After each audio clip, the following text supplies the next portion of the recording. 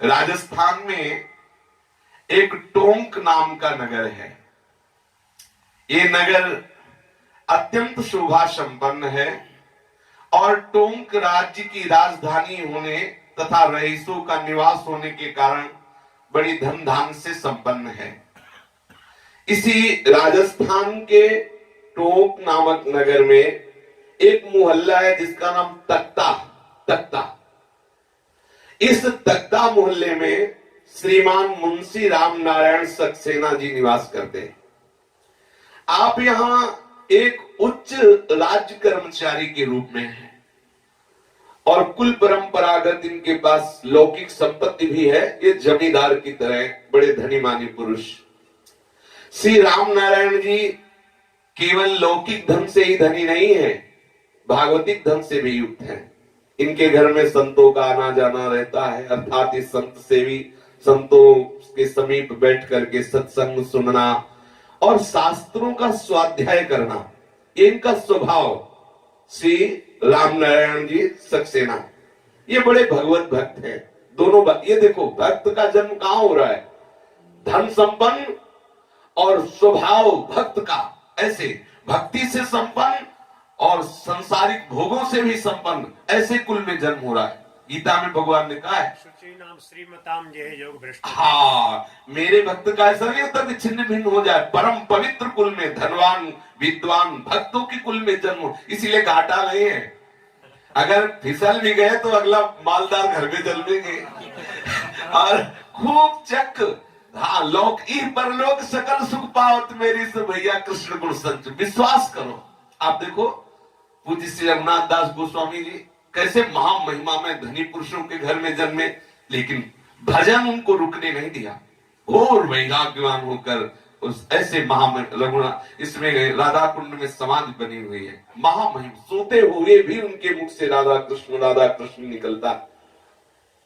तो श्री राम नारायण सक्सेना जी बुद्धिमान विद्वान और भगवत भक्त उदार जमींदार थे।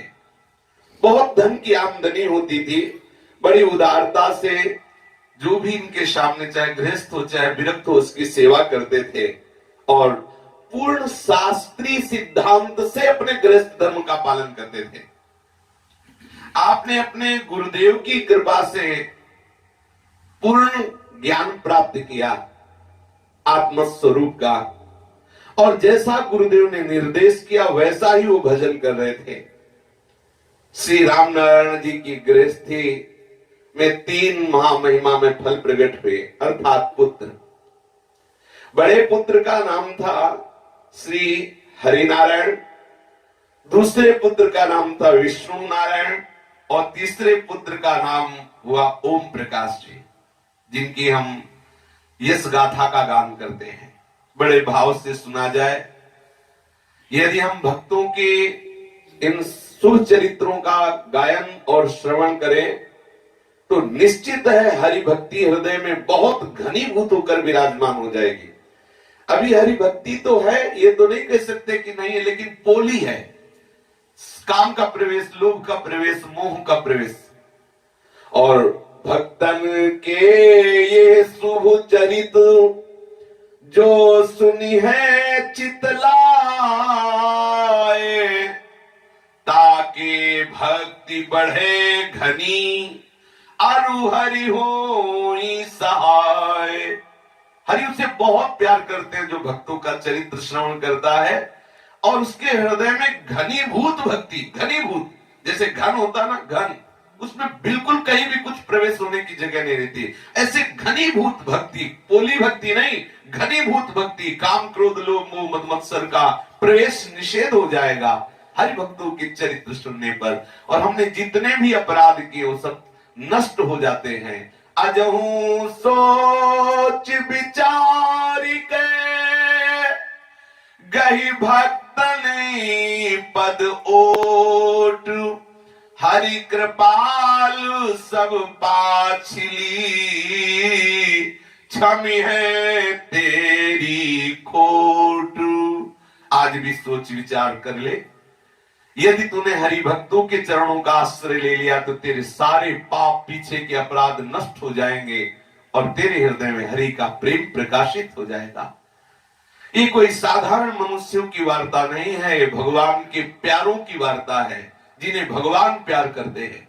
कुछ ऐसे होते हैं जो भगवान को प्यार करने वाले, वो महामहिमा में, लेकिन उनसे भी महामहिमा में वो होते हैं जिनको भगवान प्यार करते हैं। इसका प्रमाण है बाल्यावस्था से ही हरिभक्ति में तन्मय। जैसे 5 वर्ष के ध्रुव जी भगवत प्राप्ति की उत्कट लालसा से साधना में है, तो शास्त्र में आया है कि भगवान दर्शन करने ध्रुव जी के आ रहे हैं, दर्शन देने नहीं, दर्शन करने आ रहे हैं। जैसे माँ वात्सल्य से प्रेरित होकर अपने बच्चे को देखने आती, ऐसे प्रभु आ रहे। भगवान जिनको प्यार करते हैं, ऐसे भक्तों की महिमा का अपने लोग एकाग्रता से श्रवण करते हैं।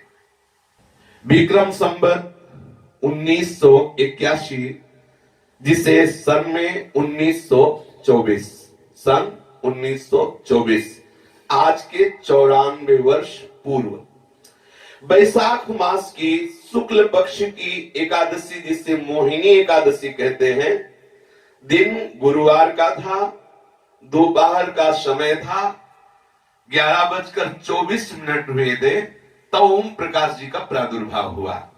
राजस्थान में टोंक नामक नगर में, तख्ता नामक मोहल्ले में, जयपुर के पास में। हाँ, बालक का नाम राशि के अनुसार सन्मुख सहाय रखा गया, किंतु तीनों भाइयों में सबसे छोटे होने के कारण, दुलार के कारण सब लोग मुन्ना कहते। कोई कहता मनुआ, कोई कहता मुन्ना बाबू, कोई कहता मुन्ना। ऐसा श्री ओम प्रकाश जी जब थोड़ी समझ आई तो उन्होंने सबको मना कर दिया कि हमें कोई मुन्ना नहीं कहेगा। देखो, एक दिन आपने अभी 2-3 दिन पहले इतना छोटा सा बालक चतुरासी जी का पद सुना रहा था, जोई जोई प्यारो। छोटा सा बालक, मतलब जिसे बोलना नहीं आता, लार संभारनी नहीं आती, वो गा रहा था जोई जोई प्यारो करे सोई मोहि भावे। शायद हाँ, 3-3.5 वर्ष का। ये संस्कारी जीव है। कोई ऐसे तो यहाँ 50 वर्ष के हैं, याद नहीं जोई जोई प्यारो करे सोई मोहि भाव। 3 वर्ष का बालक यदि बोल रहा है जोई जोई प्यारो करे, ये आश्चर्य की बात नहीं, ये सब पूर्व भक्त है। श्री ओम प्रकाश जी छोटे ही थे, उन्होंने मना कर दिया तोतली बानी में, मुझे कोई संसारिक नाम से ना पुकारे, मुन्ना न कहे, मनुआ न कहे, मुन्ना बाबू न कहे, तो तुम्हें क्या कहा जाए लाला? मुझे कहो ओम प्रकाश, ओम प्रकाश, ऐसा मुझे कहो। ओम प्रकाश जी ने अपना नाम स्वयं रखा, ओम प्रकाश जी। जो इनका नाम राशि के अनुसार सन्मुख सहाय हुआ और प्यार से मुन्ना बाबू कहा गया, दोनों को हटा करके स्वयं ओम प्रकाश जी ने बाल्यावस्था में कहा कि मेरा नाम ओम कहो, ओम प्रकाश जी कहो। इतना सुंदर नाम सबको अपने आप प्यारा लगने लगा। अब सब कोई प्यार से ओम कह के बुलाता, कोई ओम प्रकाश कह के बुलाता। और सुंदरता तो देखते ही बनती थी ओम प्रकाश जी की, क्योंकि पूर्व जन्म के परम भागवत तो एक भक्तों में एक अलौकिक आकर्षण।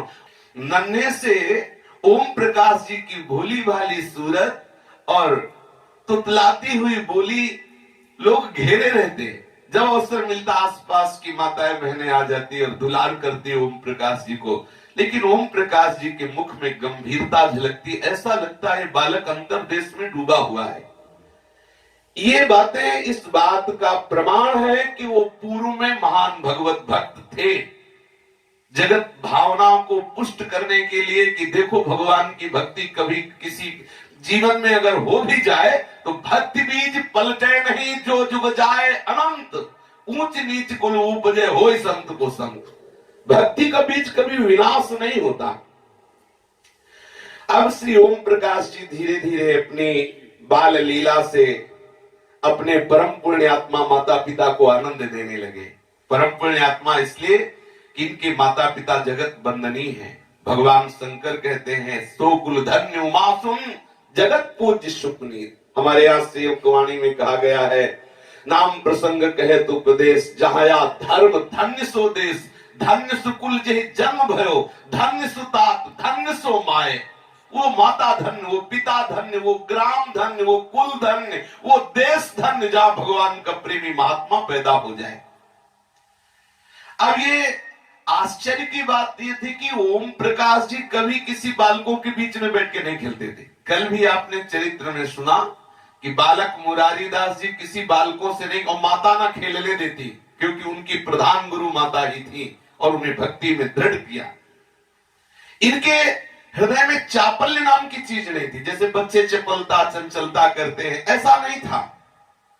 ये खेल खेलने की जगह कुछ ओठ चलते, कुछ बुदबुदाते, लगता कुछ जप रहे, छोटे बच्चे हैं, ऐसा लगता कुछ जप रहे हैं।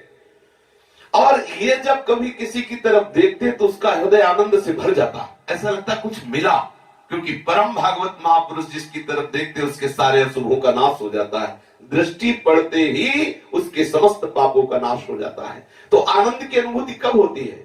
जब निष्पाप होता है।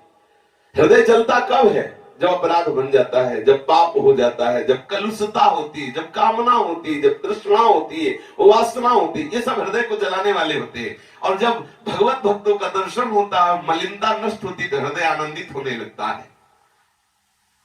श्री ओम प्रकाश जी की जब आयु धीरे धीरे बढ़ी तो एक दिन इन्होंने चर्चा में सुना, पीछे सुना, इनके पिताजी भगवत भक्त थे, चर्चा में सुना श्याम शरीर है, कमल नेत्र है और 4 भुजाएं भगवान की हैं।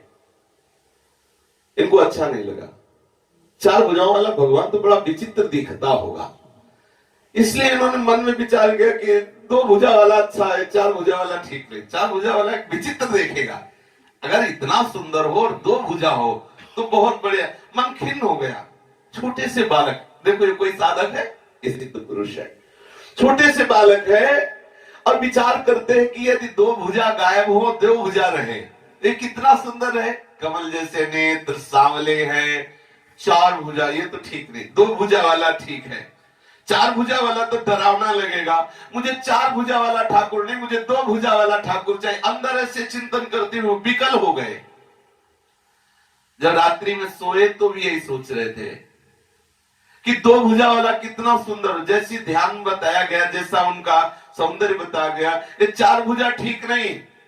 तो स्वप्न में देखा पहली बार कि श्री कृष्ण अपने सखा मनसुखा श्रीदामा आदि के साथ खेल रहे हैं। देखते कि जैसी हमें पिताजी के समीप भागवत चर्चा सुनने को मिली, जैसी छवि थी वैसी, लेकिन 2 भुजा इसके, ये बात बन गई, ये मेरा यार ठीक रहेगा, ये मेरा मित्र थी, इसके 4 भुजा ले, ये ठीक रहेगा। और खूब आनंद पूर्वक श्रीदामा इस 2 कृष्ण आदि सखाओं से प्रभु खेल रहे हैं।